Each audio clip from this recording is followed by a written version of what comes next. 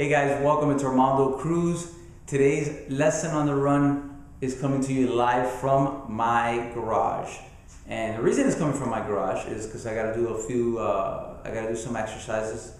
As you know, I recently put up a challenge that I have to complete within the next 30 days, which is to do 20 pull-ups straight, to do 50 push-ups straight, and to do 20 pistol squats. If you haven't checked that out, check out the previous episode, and you'll find out all the details of that and why that is. But the reason I'm in here also is I finished a great track workout with one of my clients. I helped pace him through it, and this is a master's athlete that he's trying to, in this case, he's trying to break 19 minutes for the 5K. And so we've been putting together some workouts.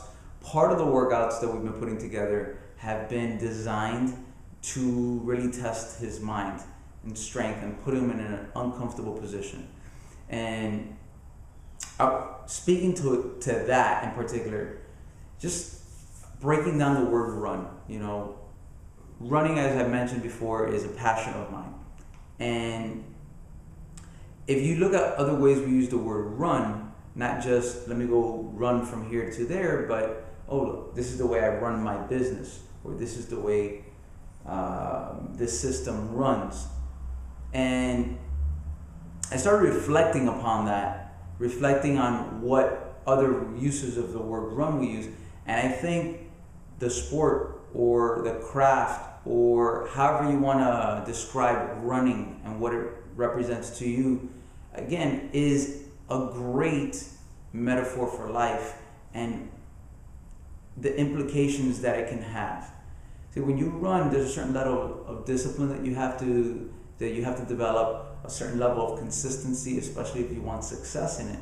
And when you want to do that in your life, if you want a certain level of success, you need to have that consistency. You need to have that dedication. And one of the things that I think running teaches you most is getting from that comfort zone, pushing past it, and continuing going. Grinding it through just one step at a time, even when you don't feel like it, even when it's hard, even when it's hot, when it's raining.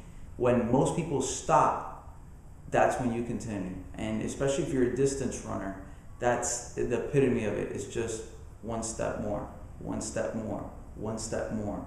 And I was talking with some with a group of my boot campers, and one thing that I stressed to them was people often think that the people that are successful don't fail, and I would probably say they fail more than most people, and the reason is they're not afraid to fail, and so they shoot for the stars. They continue to push the envelope, and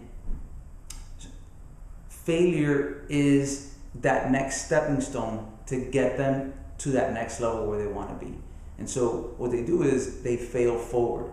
They get a little bit closer, and once they get it back up and they take that next step, they're a little bit closer, and if they fall again, they get right back up and take one step closer, and that's what it is. It's that strong correlation of one step more, one step more, one step more, one step more, until you reach where you want to get to. And so the purpose of this, okay, just after all that rambling I've been doing, just take one step at a time, okay? No matter what it is that you decide on doing, whatever it is, if you fall down, if you fail, if you don't think you can go anymore, take one more step, one more step, one more step. I remember my dad when I was young, always talking about racing strategy and running and so forth. My dad likes to run, so we would develop this thing that if you were in a race and you felt tired, as a strategy to combat that before you could slow down, which is what ends up happening, is that you go out too hard and then you get tired and you slow down.